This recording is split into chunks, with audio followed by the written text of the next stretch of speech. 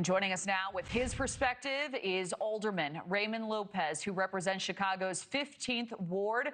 Alderman, good evening to you. Great to have you on the program. Good evening. Thank you, Kelly.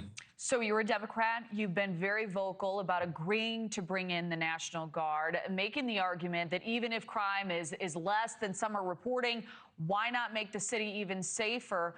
Why do you believe so many in your party, namely the governor, the mayor, they aren't on board? Is this solely political, as so many critics have noted? I believe, Kelly, that a lot of this has to do with politics and nothing to do with keeping communities safe. As you stated, if we are already decreasing our crime stats, why shouldn't we push and decrease even more? Why shouldn't we make one less victim of violence in the city of Chicago? And I feel that the governor and the mayor are refusing to accept the president's help, both in terms of the National Guard as well as with additional federal agency support here in the Windy City, because they don't want to be viewed as capitulating and working with the president of the United States for their own political purposes. One wants to be president, one hopes to remain mayor, and they think that their path to victory lies in standing up to Donald Trump. In the meantime, all of the 2.7 million people who make up the 77 communities of the city of Chicago are caught in the political crosshairs and are paying the price on the streets in the city of Chicago every single day. And you have said these troops would have the ability to guard posts as a deterrent, that would free up some local authorities to go out and fight crime.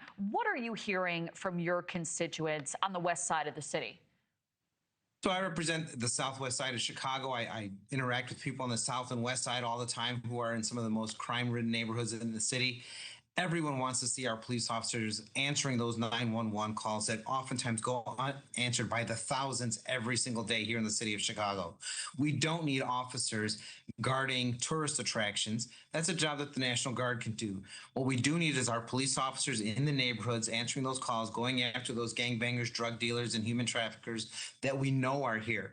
Additionally, when we talk about having, for example, Tom Homan, who says expect something next week, under the Biden-Harris administration, of the 60,000 Venezuelan migrants that were shipped here, 2,000 of them were vetted by the previous administration and identified not only as threats to our communities, but threats to our nation. And that's who Tom Homan has been asking our leaders here in Illinois and Chicago for help in identifying, arresting, and working with them to have them deported from this country. Our governor, our mayor, and all of their allies said, if you want them, come get them. We're not going to help you. Well, next week, they're going to arrive here and they're going to go after those threats in our neighborhoods. Yeah, and you were making that point on Vargas just days ago. I appreciate you bringing it up tonight. You had mentioned they're in the thousands. This is what we're talking about. What threat do you believe those folks here in the city pose to residents?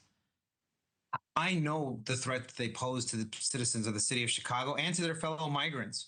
In Gage Park, for example, which I happen to represent, we have Trendera Agua operating here that are engaging in human trafficking, selling women for as little as $150 through Facebook Marketplace.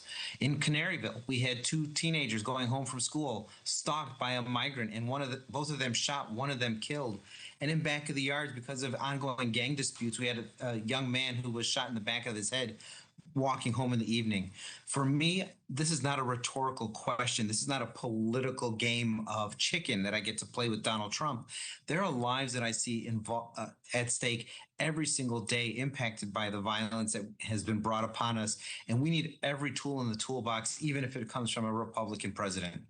We saw that large protest taking place yesterday against deploying the National Guard in Chicago. What do you believe a potential deployment may mean for the city? How do you see that playing out? Despite the rhetoric and gaslighting that we've seen by our Democratic elite, I don't believe that the National Guard is going to be sent here as an invading force to try and undo our democratic institutions in City Hall and in Springfield. They are here to catch bad guys. They are here to support our police officers, whom, by the way, anxiously await the arrival of. They would love to have some additional support. They would love to be able to have the FBI, ATF, and DEA work with our local police officers to help bring federal charges to those individuals who commit crimes in our neighborhoods. Everyone who believes in law and order, everyone who believes in public safety beyond the politics is excited for what may happen in the coming weeks. And it's a shame that it gets lost in translation with our extreme left Democratic colleagues. Alderman Raymond Lopez of Chicago. Wonderful to have you tonight. Thank you very much for weighing in. We hope to check in soon. Thank you. Take care. Thank you for watching. Subscribe below and download our NewsNation app right now on your phone, and you will get fact-based, unbiased news for all Americans.